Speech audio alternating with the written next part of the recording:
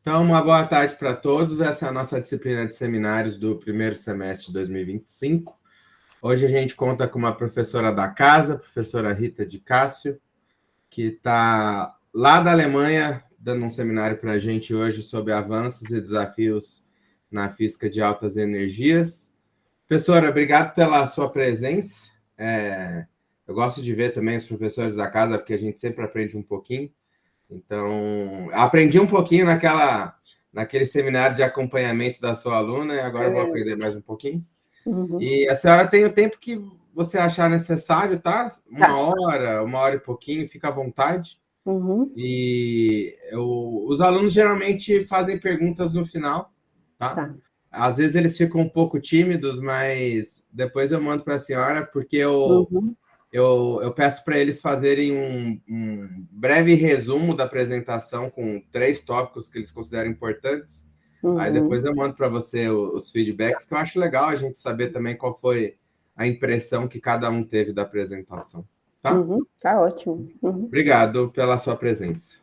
Eu que agradeço, Emilson, agradeço o convite, né? Sempre uma ótima oportunidade da gente falar um pouquinho o que a gente está fazendo e divulgar um pouco a área, né? Então, eu vou falar um pouquinho para vocês dos avanços e desafios da física de altas energias, mais focado, né, quando a gente fala física de altas energias, vou trabalhar um pouquinho com mais baixa energia e focar também na física de alta energia. Depois eu vou discutir um pouquinho o que é baixa e o que é alta energia, né? Nesse desenho aqui eu mostro para vocês 2 observatórios, eles são em locais separados, né? Os tanques são do Observatório PRG, que a gente mede partículas, a gente mede núcleos, e os telescópios, eles são telescópios de Lucherenkov para medir radiação gama. Esses telescópios aqui, eles fazem parte de um novo arranjo que está em construção, do Cherenkov Telescope Array, novo observatório. Vai ser o maior observatório de radiação gama que a gente tem hoje construído. Vão ser em 2 sítios, um vai ficar no Chile, o outro vai ficar nas Ilhas Canárias, no norte. A gente tem um no norte, vai ter um no norte, um no sul, para ver todo o céu, né? E os tanques, eles fazem parte do arranjo de mais de 1.600 tanques que a gente tem na Argentina, junto com outro tipo de telescópio para a gente medir partícula, né? Para a gente medir núcleo químico, como núcleo de próton, núcleo de hélio. E o objetivo eu trouxe esses 2 arranjos, né? Pedi para fazer esse desenho dos 2 juntos, porque são as 2 colaborações que hoje eu faço parte, que é o PRG e o CTA. Mas o meu interesse maior em gama hoje é para ter uma assinatura de raio cósmico, né? Porque quando a gente vê gama vindo de uma dada direção, gama de mais alta energia, provavelmente esse gama pode ter vindo da propagação de núcleo, né? Então acaba sendo, pode ser, não que seja sempre, né? Mas pode ser uma direção também de núcleo de alta energia. E por que isso é importante, né? Tanta estrutura, tanto arranjo para medir partícula, né? Porque essas partículas têm alta energia, né? Tem uma energia muito alta. E o que a gente quer entender é o que acontece, né, no universo, dentro de objetos, dentro de outras galáxias ou dentro da nossa galáxia, que faz com que essas partículas ganhem energia e cheguem aqui com essa energia tão alta. Veja que a gente mede essas partículas com alta energia, né? Então, a gente acredita que elas saem das fontes aceleradas com uma energia muito maior, né? Então, os grandes questionamentos é o que dá quais são os processos que fornecem essas partículas uma energia tão alta. E por que isso é interessante, né? Por que isso é importante? É importante porque a energia que essas partículas têm, que elas são detectadas, né? A gente não consegue reproduzir ainda em laboratório, né? Se a gente vai lá no CERN e colide próton com próton, a gente consegue chegar numa energia da ordem de 10 a 14 eletronvolts, né? Aqui eu estou falando de partículas que a gente mede que tem da ordem de 10 a 20 eletronvolts. Então, são partículas de altíssima energia que a gente consegue medir ainda olhando a natureza, né? Porque vocês podem ver que esses observatórios estão no céu aberto, né? A gente ainda não consegue reproduzir essa energia ainda, né? Num laboratório, num ambiente fechado, né? O CERN está caminhando aí para aumentar um pouco mais a sua energia, né? mas ainda a gente depende desses tipos de arranjo, de observatórios, para a gente olhar o universo em mais alta energia, tá? Bom, então, eu vou falar uma introdução dessa área, né, que a gente chama de física de altas energias, ou astrofísica de partículas, ou astropartículas, alguns gostam de chamar também de astropartículas. Vou falar do maior observatório de raio cósmico, né, focar um pouco nele, que é o Observatório PRG. O G, ele já tem aí mais de 20 anos, com uma grande participação brasileira, né, esses tanques que eu mostrei para vocês, metade desses tanques, eles foram feitos aqui no Brasil, no Brasil, com o fomento do CNPq e da FAPESP, né, foram levados, né, no caminho. Eu fui uma vez para a Argentina de ônibus, saindo de Foz do Iguaçu, o caminho, as rodovias são muito boas, né, e eles levaram esses tanques com caminhões, assim, coisa muito bonita, assim, da gente ver as fotos, né, da construção do observatório. E desde quando construiu, né, até hoje, né, a gente mediu muita coisa, a gente já descobriu muita coisa da física de altas energias, né. Hoje é o maior observatório que a gente tem, são 3.000 quilômetros quadrados de área, ou seja, né, você pega a Grande São Paulo ali, a área da Grande São Paulo, multiplica por 2, essa é a área do observatório PRG. A medida do fluxo dessas partículas, né, essas partículas são raras, então, ter uma área grande significa que a gente tem uma maior probabilidade de medir essas partículas. Então, se a gente tivesse 3, 4 vezes a área do G, a gente teria medido um pouco mais. Mas é claro que ter uma estrutura grande como essa exige muito, né? Exige muito financiamento dos países. Né? Vou falar um pouquinho do estado da arte, né? Que a gente tem interesse hoje na física de altas energias. A gente sabe que essas partículas são produzidas em ambientes com jatos relativísticos, em objetos com grande campo magnético. Então, o que o pessoal tem olhado, quais são os objetos astrofísicos que a gente tem considerado, né, diferentes tipos de galáxias e assim por diante. Vou falar um pouquinho do que o grupo tem feito, da propagação de partículas em diferentes ambientes, dentro e fora da galáxia. Vou falar brevemente. Vou falar de algumas ferramentas que a gente tem utilizado e vou concluir, tá? Então, eu gosto bastante desse desenho aqui, do professor Juan, da Universidade de Bruxelas, que mostra um pouquinho essa área de astropartículas, né? Então, quando a gente considera, quando a gente fala de astropartícula, o que a gente está pensando? A gente está pensando na área de raios cósmicos. Então, o nosso interesse é entender um pouquinho a fonte, quais são as fontes das partículas, como que elas se propagam, como que elas são aceleradas, né? E uma vez que essas partículas elas se propagam pelo universo, o que a gente tem no universo? Né? A gente tem fótons de diferentes comprimentos de onda, diferentes temperaturas, que a gente chama de radiação cósmica de fundo, micro-ondas, rádio, infravermelho e assim por diante. Então, esses núcleos, eles colidem com essa radiação cósmica de fundo e gera outras partículas, né? Como, por exemplo, outros fótons, o gama, que são fótons de mais alta energia, e neutrinos, né? Então, a gente chama essas partículas de partículas secundárias. Por isso, meu interesse no CTA, né? Porque quando eu olho o CTA, eu olho o gama de alta energia. Esse gama, ele pode ter vindo de uma fonte, direto da fonte, mas ele também pode ser um produto da propagação de raio cósmico, né? Então, essas partículas, elas estão conectadas. Então, tem partículas secundárias, essas partículas secundárias, elas dão origem ao que a gente chama hoje de astronomia multimensageira, né?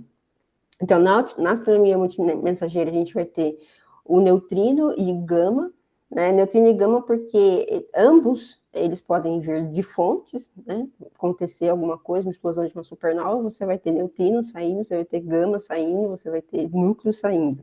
Mas, ao mesmo tempo, neutrino e gama pode ser fruto da propagação de raio cósmico. E aliado a tudo isso, né, quais são as nossas ferramentas, né, os nossos tools, como que a gente precisa saber para estudar essa área? Né? A gente precisa saber um pouquinho de cosmologia e relatividade. Essas partículas, elas se propagam com uma velocidade muito próxima à velocidade da luz, né? Um pouquinho de astronomia, né? E a física de partículas, né? Porque a gente está olhando o céu, mas a gente está interessado em entender a origem de partículas, né? Essas partículas dão origem a outras partículas, então a gente precisa entender esses processos. E o que está linkado aqui, né, cosmologia e relatividade e as ferramentas, é a matéria escura, né? Porque uma parte dos pesquisadores que trabalham com física de altas energias, eles estão interessados em em matéria escura. Por quê? Matéria escura, a gente sabe que tem muita coisa ainda para a gente entender, né? E muitos acreditam que olhando um pouco o universo mais alto de energia, talvez a gente possa descobrir alguma partícula de matéria escura. Tem alguns candidatos, né? E tem um pessoal que trabalha com isso. Isso aqui é o quadro, então, da astrofísica de partículas. E linkado, né, o que está por trás dessa área. Então, é a cosmologia, a física de partículas e a astronomia e a astrofísica. Aqui é mais a astrofísica porque a gente está interessado nos processos que acontecem dentro desses astros, né? E aí vocês estão vendo duas estruturas aqui, eu gosto bastante delas, né? Que sem elas a gente não consegue trabalhar. Uma é a física do estado sólido, pensando nos detectores, né? A gente parte toda a física, né? Que a gente tenta entender a partir do que é medido, neutrino, gama, raio cósmico, ondas gravitacionais, enfim, né? Essa física de altas energias, a gente precisa dos detectores, né? Sem os detectores, a gente não teria essa área, né? Então, a física do estado sólido, não só a física, né, do estado sólido, mas toda a estrutura, né, todos os consórcios desses grandes observatórios, né, não só físicos, né, ali você vai ter matemático, você vai ter o pessoal da computação, você vai ter os químicos, você vai ter os engenheiros, né, todo um consórcio ali para fazer os observatórios funcionarem, né. E essa é a nossa base, né, é a partir daqui que a gente tem os dados e é a partir daqui que a gente consegue trabalhar. E a outra área que a gente precisa muito, não está totalmente linkada, mas sem ela a gente não trabalha, é a computação, né? Porque a gente trabalha com uma grande quantidade de dados, né? Esses dados, eles são dinâmicos, né? Eles evoluem com o tempo. Então, como que a gente trabalha com isso, né? Utilizando computação. Sem a computação, a gente não faz muita coisa, né? A gente consegue avançar um pouco em termos de teoria, mas não muito. Chega uma hora que a gente precisa estruturar isso em termos de código para a gente ter um pouco mais de destreza, né, no que a gente quer entender. Né? Esse é um cartão que eu gosto bastante, né, que ele pergunta como que você está voando, né, e o outro fala Python, né, a gente precisa das ferramentas computacionais, a gente precisa da programação. O que eu sempre falo, né, para os meus alunos, você não precisa entrar no programa de graduação, numa iniciação científica em si, ou no mestrado, ou mesmo no doutorado, né? Eu fui começar a aprender a programar, de fato, no meu doutorado. Sabendo programar, mas você tem que gostar, você tem que querer aprender, né? Não adianta entrar numa área que a gente depende tanto e falar, eu não gosto disso, né? Tem que aprender, né? Seguir na área, eu acho que na física como um todo, algumas áreas da física exigem mais, outras exigem menos, né? Mas é uma ferramenta muito importante a gente saber programar, né? Dizer para o computador aquilo que ele tem que fazer e como a eficiência dele para fazer isso, para fazer as atividades, né? Bom, então isso aqui é a ideia, né? Então veja que aqui a gente tem uma fonte aqui, um buraco negro poderia ser um outro astro, um pulsar, poderia ser uma supernova, uma estrela no final da sua vida, enfim, né? Então a gente vai ter as partículas que são originadas diretamente, que vêm diretamente da fonte, como o gama e o neutrino, veja que eles vêm direto, né? Não tem desvio. Não tem desvio porque essas partículas não têm carga. Então, se elas não têm carga, os astros, os objetos, né, estão embebidos em campos magnéticos, né? Então a gente tem um campo magnético dentro da nossa galáxia e tem um campo magnético fora, o intergaláctico, né? Como essas partículas não têm carga, elas não sentem o campo, elas vêm direto, né? E aqui a gente vai ter os núcleos, né? Os raios cósmicos. Então, os raios cósmicos, eles vão sempre defletir. O campo magnético é sempre o nosso vilão, porque quando a gente mede o observatório, ele faz a reconstrução e a gente consegue saber exatamente a posição do evento no céu, a gente sabe que ele foi medido ali, que ele entrou na nossa atmosfera naquela direção. Mas eu não sei de onde ele veio, né? Por que eu não sei de onde ele veio? Porque devido à deflexão com o campo magnético, porque a partícula, né, na tabela periódica, as partículas, os núcleos têm carga, a massa tem carga, né? Mas o que faz essas partículas desviarem é a sua carga. Você coloca uma partícula com carga dentro de uma região com campo magnético, você vai ter a força de Lorentz, ele vai sentir o campo, ele vai desviar. Né? Então, esse é o grande panorama. Aqui não está o desenho, mas basicamente o que a gente tem também é que tanto o neutrino quanto o gama quando esse núcleo aqui colide com radiação cósmica de fundo, também vai gerar gama e neutrino. Por isso que a gente fala dessa essa mensagem, essa história multimensageira, né? Multimensageira porque ele vem de fonte, mas ele também vem de propagação. Então, como a gente não sabe, a gente sabe que a gente mede essas partículas e elas trazem, carregam com elas essa história, né? Multimensageira. Aqui, meu agradecimento a todos os observatórios, todos eles, né? Desde observatórios que medem partículas de mais baixa energia, como o Pamela, né, que mede núcleos de mais baixa energia, o Fermi, que mede fótons de mais baixa energia, até os observatórios que medem essas partículas de mais alta energia, e minha gratidão imensa ao Observatório Pierre Auger, que foi o observatório que eu fiz meu doutorado, que eu trabalhei, né, que eu aprendi essa área. E hoje o CTA, CTAO, eles colocaram o O no final da sigla, né, que é Cherenkov Telescope Array Observatory, que está em construção, né, a gente espera aí nos próximos 2 anos, 3 anos, alguns telescópios já estão em construção, né, mas o arranjo final vai ser um conjunto de 66 telescópios, então é uma estrutura cara, né, mas a gente acredita que daqui a uns 5 anos, pelo menos metade desses telescópios eles vão estar aí em funcionamento. Bom, então aqui a gente tem o espectro eletromagnético que a gente conhece bastante. Esse slide aqui ele tem muita informação, mas basicamente o que é mais interessante aqui, né? A gente fala do espectro eletromagnético, aqui você vai ter uma onda, essa onda ela tem tamanho, esse desenho, esse cartão aqui embaixo ele mostra o tamanho, quanto maior a onda, menor a energia essa onda carrega. Então, por exemplo, o rádio, né? O rádio ele tem uma onda gigantesca, tanto é que a gente utiliza para comunicação, carrega pouca energia. Conforme essa onda vai diminuindo, a energia dessa onda vai aumentando, até que a gente chega aqui em gama. Então, gama são ondas muito pequenas, né? São fótons de ondas realmente muito curto, mas que carregam uma energia muito alta, da ordem aqui de 10 a 12, 10 a 13, por aí vai, né?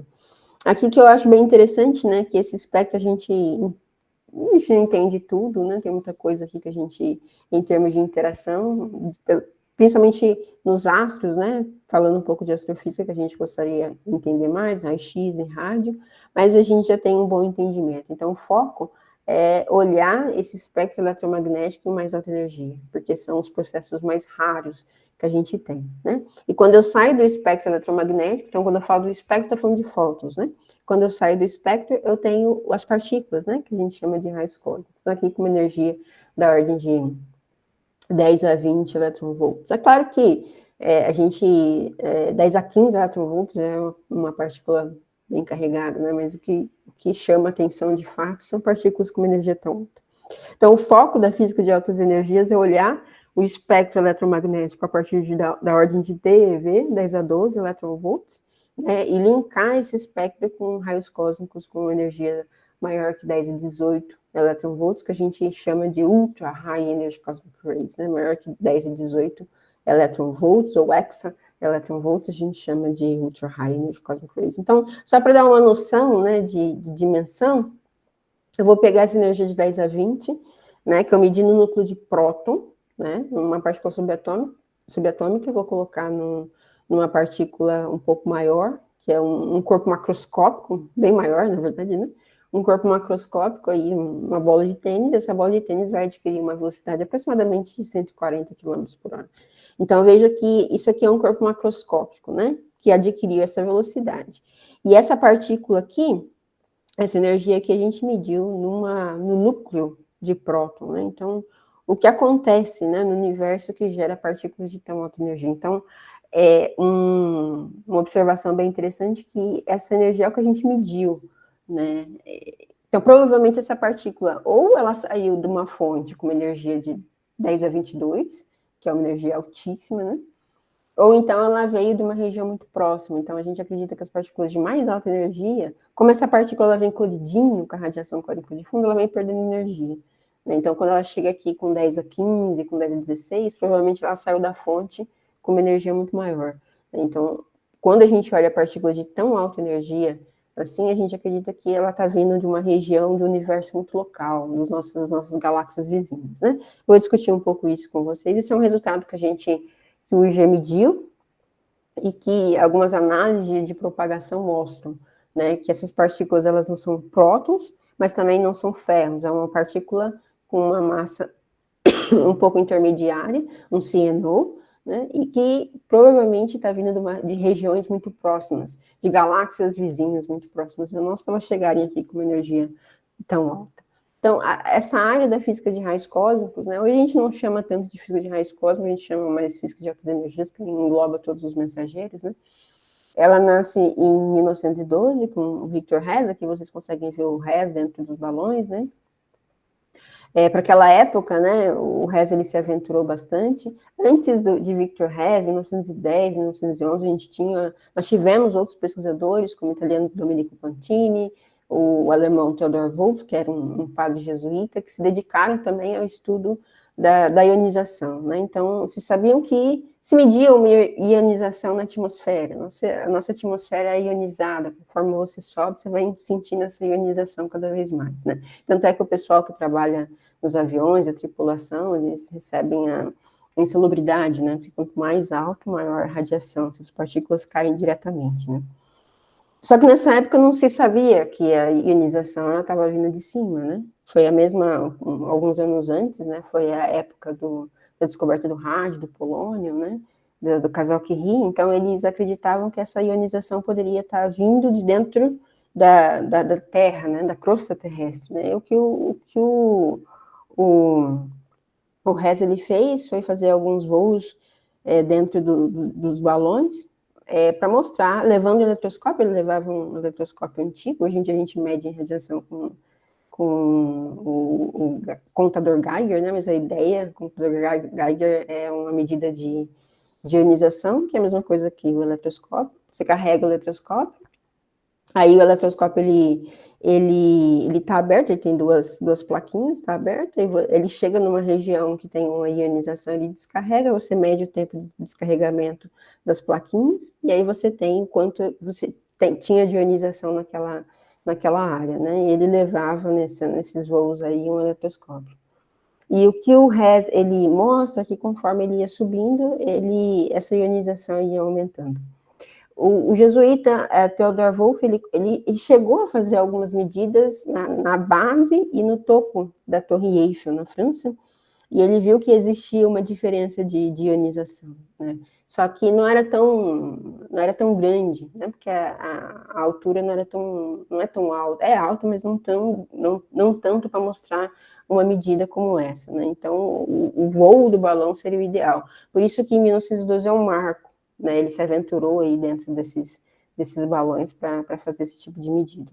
E aqui eu mostro para vocês um pouco as medidas do Hess. Aqui a gente tem no eixo do Y pares de íons por volume e tempo. Isso aqui é uma forma de a gente medir ionização, e aqui por altitude. É claro que você tem algumas oscilações aqui, principalmente numa altitude baixa, né? Mas é interessante que quando você chega em 4 quilômetros, isso aqui sobe, ou seja, né, conforme você sobe na atmosfera, a ionização, a atmosfera é mais ionizada, né? E o Corroster, nos anos subsequentes, 13 e 14, ele mostra os mesmos dados, né? Você subiu na atmosfera, essa ionização aumenta. Então, a conclusão de Hess é a seguinte: olha, essa ionização que a gente está medindo, ela é penetrante, ela vem de fora da nossa atmosfera, né, e não de dentro da Terra, né? Isso foi um grande achado, né?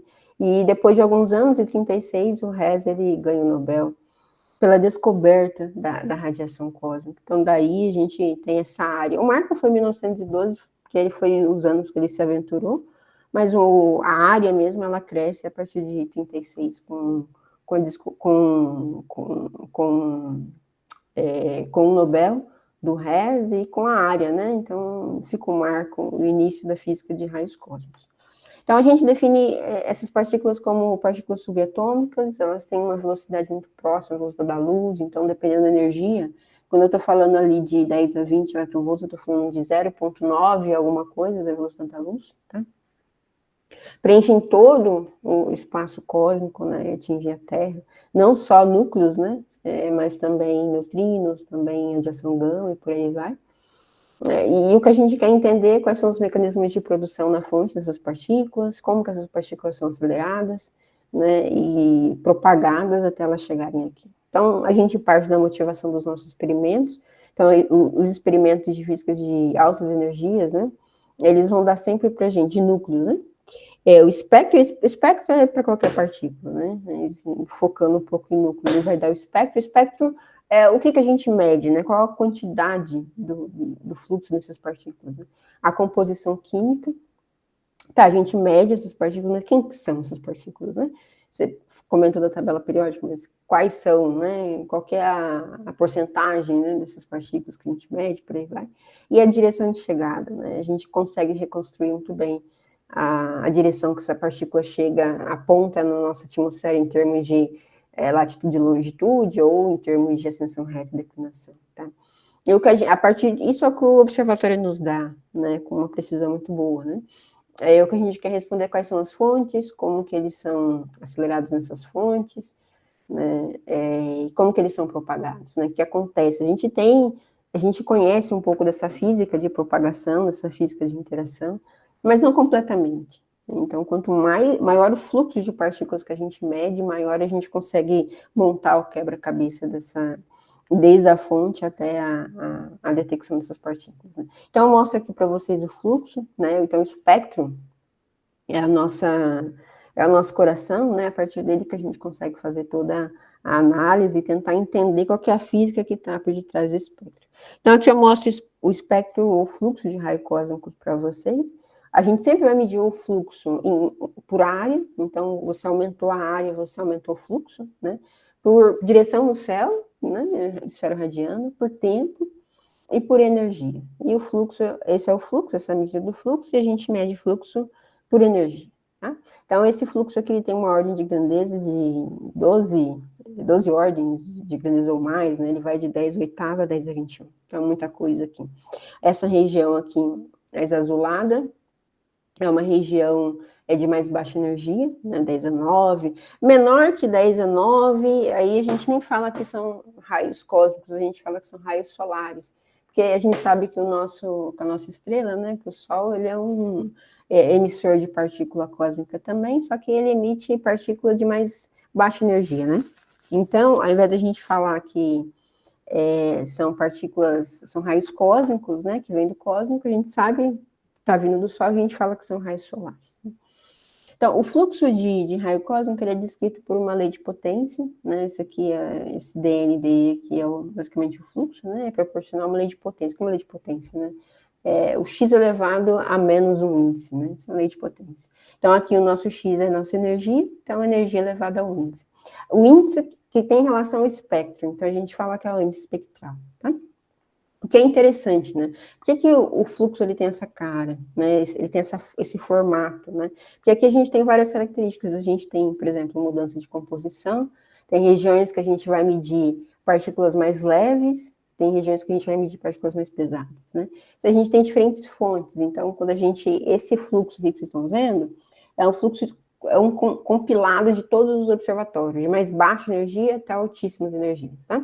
Então, aqui tem todas as possíveis fontes que a nossa capacidade humana hoje consegue detectar, porque o que a gente tem aqui depende de observatórios, né? Então, se a gente tivesse mais observatórios, a gente teria um fluxo um pouco maior, né? Ou não, né? Isso é o que a gente tenta responder a cada ano, né? Então, aqui tem todas as possíveis diferentes fontes que estão emitindo e a gente tenta ter a capacidade de coletar. E aqui vocês estão vendo duas regiões, né? Região mais azulada e uma região mais... Isso é um verde, né? Um verde amarelado, não sei. Essa região aqui, partículas... A nossa galáxia, ela tem estrelas, ela tem... O centro da galáxia é uma região muito rica, porque tem muitos pulsares, tem Sagitário Z, enfim... esses astros, esses objetos, eles aceleram partículas, né? Então, a nossa galáxia é uma fonte muito grande de raios cósmicos, né? Então, partículas de mais baixa energia são provenientes de dentro da nossa galáxia. E aqui, ó, quando chega aqui em 10 a 16, mais ou menos, a gente sabe que essas partículas têm uma intersecção aqui que vocês estão vendo, tá? E partículas de mais alta energia são provenientes de fora da nossa galáxia, né? Essa conclusão é uma conclusão teórica que a gente consegue mostrar, por quê? Porque, como eu comentei com vocês, a partícula tem carga, você coloca ela numa região com campo magnético, ela começa a dar volta, né? Ela começa a espiralar, né? E esse espiralar, devido à força de Lorentz, ela começa a espiralar. O raio desse caminho a gente chama de raio de Larmor, é um nome que a gente dá para definir uma relação entre energia e a distância, né? O raio que essa partícula pode circular, né? Enfim, como que a gente faz esse cálculo, né? Basicamente, a gente equaciona a força centrípeta da partícula fica girando com a força de Lorentz. Isso é um cálculo bem simples. E, basicamente, a gente mostra o seguinte. Partículas de mais alta energia, elas vão precisar de um raio maior, né? Para elas ficarem girando. Claro que isso vai depender do campo magnético também. E o que a gente mostra é que o nosso campo magnético, nossa galáxia é pequena, né? Ela tem um bujinho ali e ela tem 2 braços ali de 40 kPa. Ela é pequena comparada com outras, né? Com vizinhos até. Então, considerando esse campo magnético e esse raio, uma partícula da ordem de 10 a 20 eletronvolts, ela precisa de um espaço muito maior, né? Para ela poder ficar aprisionada. Então, se você jogar na nossa galáxia uma partícula, se a nossa galáxia gerar, né, uma partícula de 10 a 20 eletronvolts, na primeira volta que ela der, ela já vai embora da galáxia. Primeiro raio, né, que ela fizer, a primeira volta ela já sai, porque ela precisa de um espaço maior. Mas isso é interessante porque isso mostra que a nossa galáxia pode sim, né, gerar partículas de altíssimas energias. Ela pode gerar partículas de 10 a 18, 10 a 20 eletronvolts, mas ela não aprisiona. Né? Ela não aprisiona porque ela é pequena e ela tem um campo magnético não muito alto. Então, quando você faz esse cálculo, você mostra que a nossa galáxia ela não é capaz de aprisionar. Então, esse era um resultado teórico que a gente tinha, né? E o que o G mostrou é que realmente o fluxo maior de partículas de altas energias, ele não é proveniente de dentro de uma região do centro da nossa galáxia, mas de fora. Depois eu vou mostrar esse resultado para vocês. E uma outra característica que mostra a estrutura desse plot é as interações, né? Então, essas partículas, essas são as partículas que a gente mede aqui. Ou seja, elas já foram aceleradas, já saíram da fonte, das suas respectivas fontes, e já interagiram com o meio interestelar e chegaram aqui. Ou seja, elas já trouxeram a sua assinatura. Então, nesse espectro, a gente tem todo o contexto de interação, de propagação, de interação dessas partículas com o meio interestelar. Isso é interessante, porque isso mostra que esse fluxo de partículas, o espectro, essa lei de potência, mostra que partículas de mais alta energia são mais raras. Né? A gente poderia, por exemplo, ter uma parábola, a gente poderia ter uma reta. Por que a gente tem uma lei de potência? Né? Porque, veja, partículas de mais baixa energia, o fluxo está aqui em cima. Né? Conforme a energia do conjunto de partículas vai aumentando, o fluxo vai diminuindo, né? Quando a gente chega aqui, ó, que é o interesse do Observatório PRG, 10 a 18, né? O fluxo é totalmente baixo, né? O fluxo dessas partículas é baixo. Ou seja, partículas de mais alta energia são raras. Existem processos que acontecem no universo que geram partículas de alta energia, mas esses processos são raros, eles não são tão frequentes, né? Uma outra característica que a gente pode mostrar isso, né, é que, veja, que a gente consegue medir, olhando essa região aqui em azul, uma partícula por quilômetro quadrado por segundo. Então, a cada segundo, por metro quadrado, perdão, a gente consegue medir uma partícula, a gente é capaz de, né? Quando a gente vai para o final do espectro, a gente consegue medir uma partícula por quilômetro quadrado por ano, né? Quando a gente vem aqui para esse final aqui, é uma partícula por quilômetro quadrado por século. Né? Ou seja, essas partículas de altíssimas energias, elas são realmente muito raras, né? Então, por isso que essa área, ela tem esse interesse, né? O que acontece no universo, que é raro, e que gera partículas de tão alta energia. Tá? Ok. Conforme o fluxo dessas partículas é raro e é intenso, a forma da gente medir também muda, né? Então, veja que conforme, em mais baixa energia, conforme o fluxo é intenso, a nossa medida é direta. Então, por exemplo, a gente consegue medir diretamente essas partículas. Se você manda um balão, como Pamela, é um balão, e coloca lá um detector e o balão vai medindo, né? Quando a gente vai para altíssimas energias, não dá, não tem como a gente fazer isso, porque é raro. Então, você coloca um balão aqui, só que aí você vai medir uma partícula do outro lado, então não dá. Então, o que a gente faz o que a gente utiliza são os tanques, né, ou são os telescópios, né? Então, essas partículas, esses detectores, eles ficam no chão, não tem como subir, não tem como fazer. Tem até alguns experimentos, né, como por exemplo, o Jane Uso, que tenta buscar essas partículas não aqui, mas fora, né, com um satélite. Só que tem as suas diversas dificuldades em termos de tecnologia, tanto é que até hoje ele não foi lançado, né, não vê no futuro. Mas o que acontece quando a gente vai para o final do espectro, a gente utiliza o que a gente chama de chuveiro atmosférico, né? Então, a partícula colide no topo da atmosfera, né? Ela gera a primeira que a gente mais tem na nossa atmosfera é nitrogênio, então essas partículas interagem principalmente com nitrogênio e gera píons, né? Então, os píons decaem, píon nêutron decai em gama, píon carregado decai em muon, depois decai em neutrino. Então, o que a gente mede aqui são os nossos detectores, né? É o chuveiro. Então, a partir do chuveiro, a partir da energia depositada por esses chuveiros, por esses muons, né, por esses elétrons, a gente faz o que a gente chama, a gente faz o que a gente chama de reconstrução. A gente reconstrói o chuveiro, né? E nesse processo de reconstruir o chuveiro, a gente consegue dizer qual foi a partícula que colidiu no topo da atmosfera. A gente consegue dizer a direção dela, né, em termos de latitude e longitude, ou seção raiz da declinação. A gente consegue dizer energia que ela colidiu, a partícula mãe, pai aqui, né? E a gente consegue, e quando a gente fala de altíssimas energias, a gente consegue dar uma informação da massa. A gente hoje ainda não consegue dizer exatamente, foi um hélio ou foi um próton, mas a gente consegue dizer, foi uma partícula leve. A gente consegue fazer leve, intermediária, pesada. A gente não consegue dizer exatamente a massa. O IgE passou por um upgrade aí nos últimos anos, terminou o ano passado, e a gente espera que nos próximos anos a gente tenha mais informações da massa específica de cada partícula, tá? Bom, aqui é o espectro novamente. O que a gente faz é pegar o fluxo que está no eixo do Y, multiplicar por um fator, né? Então, vou multiplicar por energia elevado a um índice. Aqui está 2,7, poderia ser 2, poderia ser 3, e o espectro quebra, né? Isso é interessante porque quando a gente vê isso aqui faz uma reta, né? Mas ele é uma lei de potência, ele está em log por log, então uma lei de potência ele é assim, né? Conforme você coloca log e log, ele fica uma reta, né? Mas, uma vez que a gente multiplica o espectro, a gente consegue ver essas quebras. Por que essas quebras são interessantes? Elas são interessantes porque cada região você vai ter um índice diferente, né? Então, aqui você tem um índice do espectro. Esse índice, ele não é o mesmo para todo o espectro, porque eu estou falando de um espectro que tem ordem de energia muito grande, né?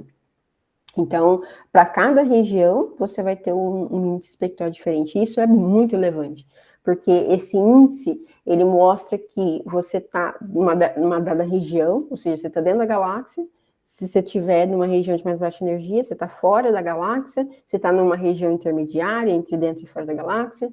Ele também indica para nós que a composição, então você está numa região de composição leve, composição pesada, e o que a gente acredita também é que ele vai nos indicar quem que está acelerando essas partículas, né? Então, se você está dentro da galáxia, se você tem uma grande contribuição de supernovas, de pulsares, se você está numa região intermediária, você vai ter supernovas um pouco mais poderosas, ou regiões com ventos um pouco mais poderosos, que a gente hoje chama de pévatons, e fora da galáxia você vai ter outras galáxias. Enfim, esse índice, esse índice que vai indicar essas quebras, e vai indicar essas diferentes regiões, né? Cada região tem uma física diferente. Então, tem o pessoal que vai trabalhar dentro da galáxia, tem o pessoal que vai trabalhar fora da galáxia, e assim por diante, tá?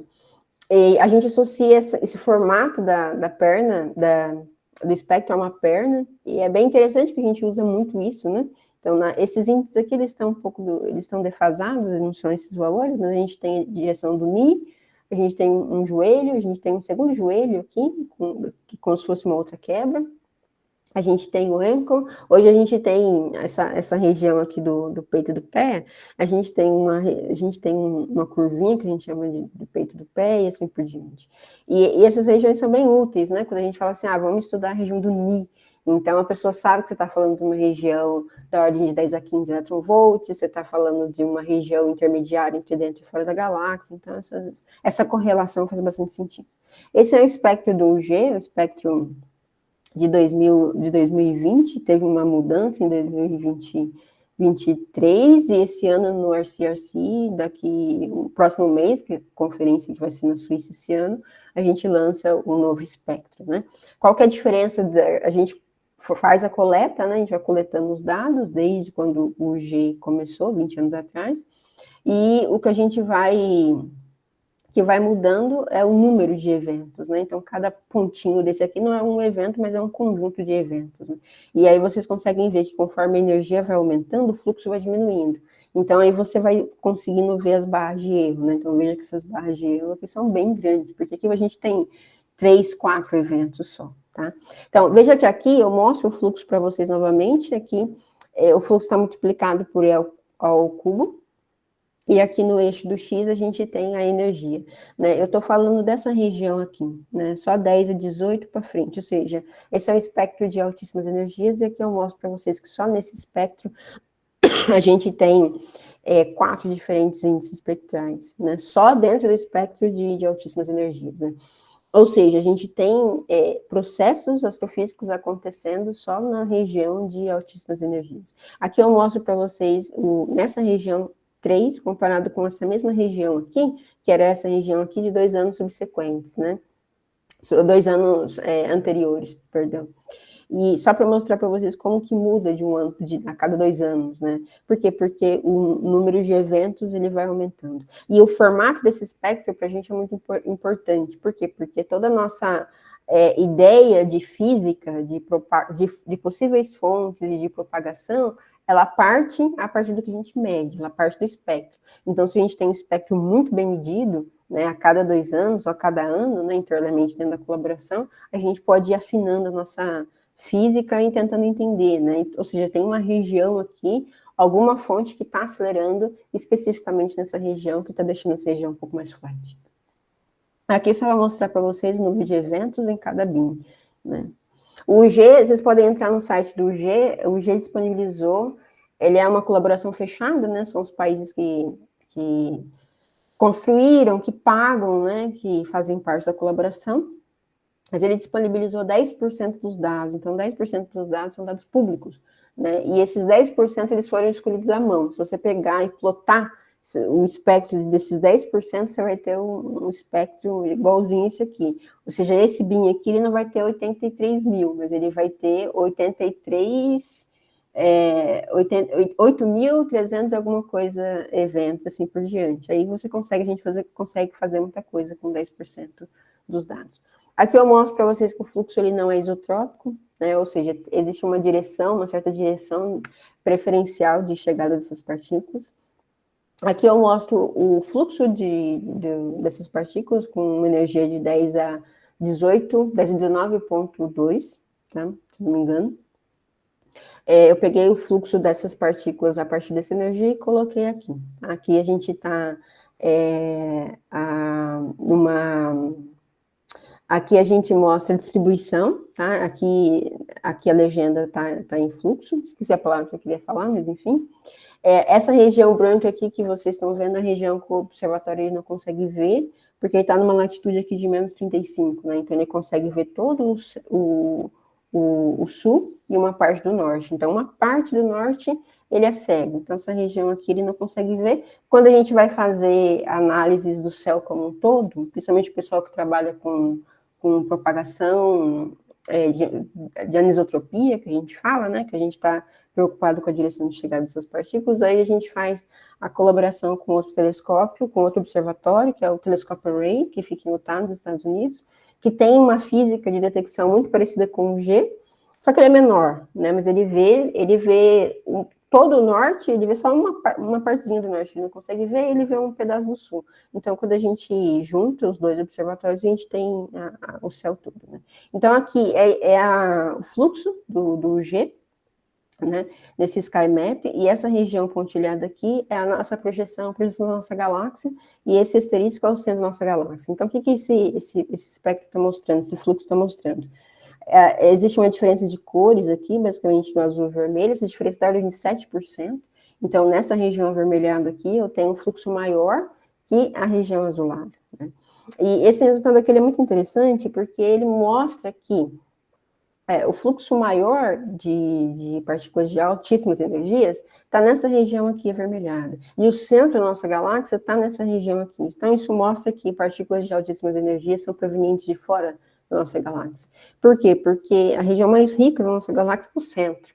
Então, se a nossa galáxia, né, tivesse produzindo partículas de altas energias e a gente estivesse detectando essas partículas, a gente veria um fluxo maior no centro da galáxia. Então, esse resultado é bem interessante, então, que ele sai na Science 2017, do G, porque a gente sabia, teoricamente, que a nossa galáxia, ela não poderia, ela pode gerar, mas ela não aprisiona as partículas de altas energias. Então, esse resultado, ele mostra que, realmente, essas partículas são provenientes de fora da nossa galáxia, né?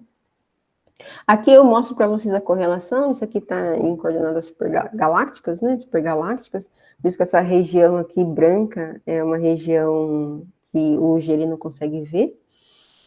E aqui a ideia aqui é a seguinte, né, quando a gente fala de anisotropia, a gente está interessado em ver a correlação. Então a ideia é a seguinte, você vê uma partícula de altíssimas energias vindo numa dada direção do céu.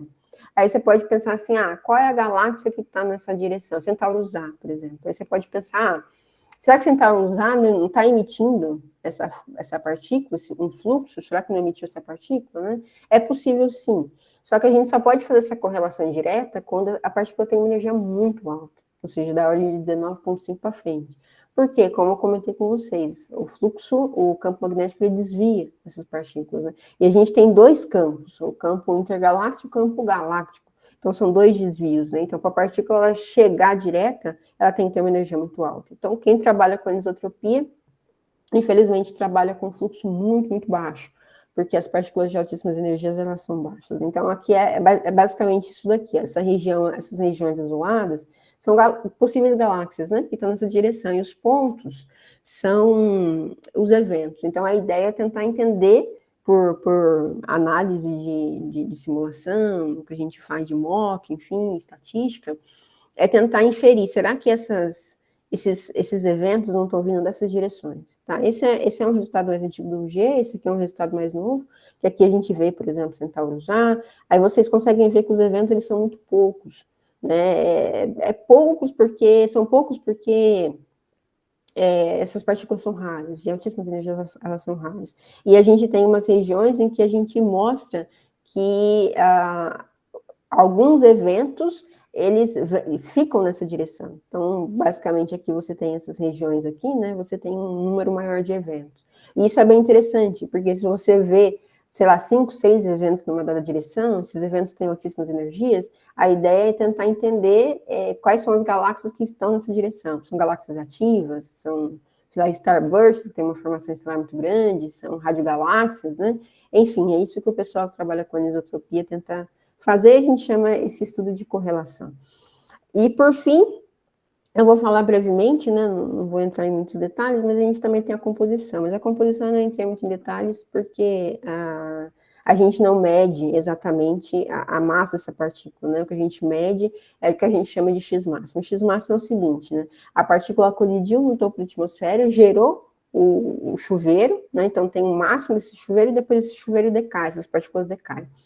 E quando essa partícula entra no topo da atmosfera, a gente consegue medir uma medida que a gente chama de X-máximo, ou desenvolvimento longitudinal do chuveiro, que é a massa que essas partículas têm, que elas vão entrando na nossa atmosfera, por uma determinada área, né? Que elas vão entrando em uma determinada área. Então, basicamente, a gente tem grama por centímetro ao quadrado, ou seja, a massa por área.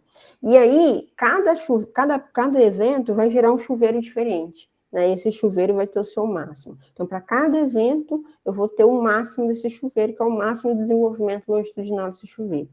Então, veja que interessante, né? Então, para cada evento, eu tenho o X-máximo. O X-máximo, a unidade dele é massa por área. Ora, eu não tenho a massa exata, mas eu tenho informação da massa que está dentro do X-máximo. E a gente usa essa informação para tentar entender um pouco sobre essa massa. Então, o que a gente faz é o seguinte, né? A gente está vendo essas linhas aqui coloridas, né? Vermelho aqui, com vários modelos. Eu tenho o EPS, que é SGET Síbio, e aqui eu tenho o ferro. Então, eu tenho um leve, uma composição leve com o próton, uma composição pesada com o ferro. Veja que são extrapolações, são retas. No início do seminário, eu comentei com vocês que a gente não consegue ainda reproduzir, dá para um próton uma energia de 10 a 12 no laboratório, consigo de 10 a 18, consigo dar 10 a 14, por exemplo, né, com uma colisão próton com próton. Então, eu vou lá, eu pego emprestado essa colisão, essa seção de choque de colisão de 10 a 14 e extrapolo. Eu não tenho 10 a 20, mas eu tenho até 10 a 14, então a gente extrapola. Quando a gente não consegue, não tem dado, né, a gente extrapola, né. Então, a gente faz isso utilizando a seção de choque do CERN, por exemplo. Então, aqui tem alguns modelos de seção de choque. Tá? Esse EPOS são modelos de seção de choque. E aí, a gente consegue, veja que a gente tem o X máximo, a medida longitudinal do chuveiro, por energia. Tá? Isso aqui, teoricamente. Aí, eu venho aqui e coloco os dados do G, o X máximo de cada conjunto de eventos do G, e a gente interpreta. Como que a gente interpreta esses dados, né?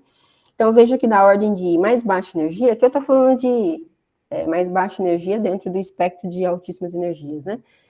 Esses eventos, esses pontos, eles ficam mais próximos de próton. Então, até 10 a 19, até 10 a 18,7 aproximadamente, a composição é leve do espectro. A partir disso, veja que os pontos eles vão se afastando do próton, não chega a ferro, né? Mas fica numa região intermediária. Então, a gente fala que a partir de 19, os eventos do G são eventos mais pesados. Essa é a informação que a gente tira, né? E como eu comentei com vocês, nos próximos anos a gente acredita que a gente vai ter uma informação um pouco melhor da massa, porque se a gente tivesse informação, os nossos modelos de propagação, de simulação vão melhorar bastante. Então, resumindo, né? A gente tem um espectro muito bem medido, com uma precisão muito boa, né? E a cada ano que a gente vai coletando os dados, essa precisão, o formato do espectro, ele vai se tornando mais preciso e a gente vai conseguindo melhorar os nossos modelos teóricos de quais são as fontes dessas partículas, possíveis fontes, ao menos, né? E a propagação dessas partículas, e modelos de aceleração na fonte também. A gente hoje sabe que partículas mais energéticas, elas não são próton, não são hélio, são partículas intermediárias para mais pesadas, e a gente tem uma correlação com possíveis agentes próximos, né? Esse é o panorama que a gente tem do G como um todo, né? Então, o estado da arte que a gente chama, né? O que a gente tem os dados dos observatórios, né? A gente já sabe muita coisa, que foi tudo isso que eu falei para vocês, né? Só que a gente tem grandes questionamentos, né? Quais são as fontes galácticas? Rita, supernova. Supernova, sim, é uma fonte muito boa, muito poderosa, dentro da nossa galáxia, mas quando a gente considera a distribuição de supernova, a gente não consegue descrever o espectro galáctico. A gente precisa de mais fontes. Quais são esses tipos de fontes, né? Como descrever essa região? Veja que essa região aqui do joelho é uma interação entre a saída de partículas de dentro da galáxia e a entrada. Então, quais são as fontes que estão nessa região, né? A gente sabe, que galáxias próximas são fontes, são possíveis fontes, mas como identificar melhor essas fontes, né? E uma grande pergunta é como essas partículas são aceleradas dentro dessas fontes. Aqui eu mostro para vocês, nos últimos, desde essa pesquisa eu fiz alguns anos atrás, 3 anos atrás, 2022, eu tenho até atualizado, eu acho que eu fiz até o ano passado, 1990, o interesse, isso aqui é o número de publicações e o número de citações de artigos dessa área de raios cósmicos nos últimos anos, né? Nas últimas décadas, para falar. Mas, na verdade, eu procurei duas palavras, né, que foram Cosmic Ray e Sources, né, fontes de raios cósmicos. Aí eu achei essa exponencial crescente. Aí dentro desses artigos vocês vão encontrar essas possíveis fontes, né, galácticas, pulsares com ventos, né, que a gente chama Pulsar Wave Nebula, supernova, binárias de raio-x, pulsares, e fora vocês vão encontrar Gamma Ray Burst, long, que são estruturas que têm um burst de gama muito intenso, alguns um pouco mais intensos, que a gente chama de long, outro mais curto, que a gente chama de short. AGNs como um todo, mas a grande maioria focam em radiogaláxias e algumas starbursts, né? E isso no geral, tá? Dentro e fora da galáxia. E dentro da galáxia é a mesma coisa, né? Nos últimos anos, nas últimas décadas, deu um crescimento. E só que aí a minha pesquisa foi fontes Galactic Cosmic Rays e Sources, né? E aqui foi interessante que eu queria ver que o pessoal estava estudando, né, focando um pouco mais, né. E foi interessante que grande parte do pessoal aqui considera ainda supernova, tem estudado, porque tem vários tipos de supernovas, idades, clusters massivos que tem supernovas dentro e por aí vai, né. Uma grande parte está interessada no centro galáctico, como eu comentei com vocês, é a região mais rica, né, tem os pulsares e assim por diante. Brevemente falando do CTA, então o CTA vai ser vai colaborar bastante com a física de altas energias, com duas regiões, né, dos telescópios, 2 sítios no Chile. O Chile é ótimo, a América do Sul é ótima para a gente ver o centro da nossa galáxia, né, pela localização, e o norte para a gente poder complementar, isso é um arranjo grande aqui de telescópios. Então, veja, muita informação que a gente tem de gama hoje, a gente faz com Fermi, mais baixa energia, tá? E outros observatórios, como o Veritas, o RES, o MEDIC, que são observatórios que têm de 3 a 4 telescópios. Aqui eu estou falando de um arranjo que vai ter 66 telescópios, com telescópios pequenos, médios e grandes. Então, a ideia é a gente colocar um óculos e ver o universo em gama mesmo, né? Imagina todos os telescópios apontando para uma dada direção. Então, a precisão e a resolução vai ser muito grande. Porque a gente tem outros observatórios, como, por exemplo, um observatório bem recente, que tem feito muitas descobertas, que é o LASSO, na China. Só que ele não resolve, ele consegue ver que daquela região, uma região, sei lá, de 0,5 graus, está vindo gama. Mas nessa região você tem um pulsar e uma supernova. Esse gama está vindo da onde? Ele não consegue dizer. Né? E o CTA, com a precisão, com os diferentes tamanhos de telescópios, a ideia é ele dizer, ó, esse gama com essa energia está vindo da supernova e esse aqui está vindo do pulsar. Né? E a gente entrou, né, os professores aqui do PGFA, e o Brasil entrou na colaboração para, de alguma forma, contribuir e, ao mesmo tempo, entender um pouco o universo em mais alta energia. Né? Bom, a propagação, né? A propagação, basicamente, é o que eu falei para vocês. Você vai ter a fonte emitindo essas partículas, e esse processo de propagação ele vai acontecer fora da galáxia, as partículas interagindo, e dentro da galáxia, né? E você vai ter um impacto da radiação cósmica de fundo e etc. Né? Aqui só um exemplo, né? Aqui são medidas de uma dada região, desse blazar em específico, e o que a gente tenta fazer é entender de onde está vindo essa emissão e tentar resolver das duas formas, né? Considerando que essa fonte emitiu, o gama veio da fonte, mas também esse espectro aqui mostra qual seria a contribuição de gama de raio cósmico, que é o que eu tenho feito um pouco no grupo hoje, né? Aqui só para mostrar para vocês algumas regiões dentro da nossa galáxia, que a gente chama de pévetrons, que estão acelerando, partículas até da ordem de 10 a 15 eletronvolts, foram descobertas recentes do LASSO, em 2024, bem recente mesmo. São regiões bem ricas ali no centro da galáxia, e a gente acredita que aquela região do joelho, né, da ordem de 10 a 15, 10 a 16, são essas possíveis regiões aqui, que estão emitindo prótons, por exemplo, da ordem de 10 a 15 eletronvolts, e, consequentemente, gama da ordem de 10 a 12 eletronvolts. Né? Bom, fontes galácticas, né? O objetivo é identificar fontes galácticas. Para isso, a gente tem um compilado de fontes galácticas, pulsares, magnetares, né? E para isso, a gente faz uma análise multimensageira, não analisando só núcleo, mas analisando núcleo, analisando gama. Neutrino não, neutrino é um pouco mais complexo, interage bem menos, né? A gente vai ter os mecanismos de aceleração na fonte, né? Diferentes. Para cada objeto, a gente tem um mecanismo um pouco diferente. Você vai ter, dentro da galáxia, distribuições de gás, de difusão. Fora da galáxia, a gente tem trabalhado bastante com jato. Esse aqui é um jato simulado pelo William, aqui do PGFA, tem trabalhado com jato relativístico, né, que é a velocidade do jato, e o jato ele vai colidindo, dependendo da densidade, da pressão dentro do jato e fora do jato, ele vai tendo essas instabilidades aqui. O que o William tem estudado é olhar esse jato oscilando, né, com uma dada precisão, para ver se a gente consegue acelerar mais ou menos as partículas, né, que é o que o pessoal tem feito hoje. O que é interessante é que quando a gente pega, né, as partículas aceleradas dentro do jato, uma dada região, a gente descreve um espectro de energia que é o que a gente mede aqui. Então, você tem um espectro lá na fonte e espectro aqui. Ele se propaga, mas ele mantém a característica de lei de potência, né, no espectro aqui.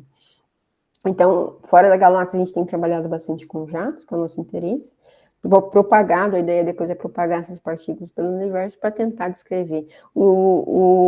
Essa teoria dos jatos, né, eles vão descrever partículas principalmente nessa região aqui de mais baixa energia do espectro todo, da ordem de 10 a 18 até 10 a 19. Bom, quais são as ferramentas que a gente utiliza, né? Primeiro são as redes de colaboradores, participar das colaborações de uma forma é bem rico, porque você tem vários contatos, né? A computação em nuvem tem auxiliado bastante a gente de uma forma ou de outra, né? E as ferramentas com código aberto, né? Como o Git, o GitHub, né? O Docker, isso otimiza bastante nosso tempo de perda para instalar programa, fazer programa rodar, enfim. Resumindo, então, a gente tem diferentes fontes, né? Essas partículas, elas saem dessas fontes, né? Passam por um ambiente de propagação, considerando o campo magnético. Eu não discuti muito modelos de campo e tal, mas a gente tem os campos dentro e fora da galáxia, e o objetivo é sempre descrever os espectros, né? O que a gente mede, né? Toda a física que a gente faz, o que a gente tenta fazer é o que a gente chama de backtracking, né? A partir do que a gente mede, a gente tenta inferir o que tá lá na fonte. E super agradeço aí o tempo e a paciência de vocês. Obrigada, Emilson, obrigada a todos. Extrapolei aí, Emilson, um pouquinho.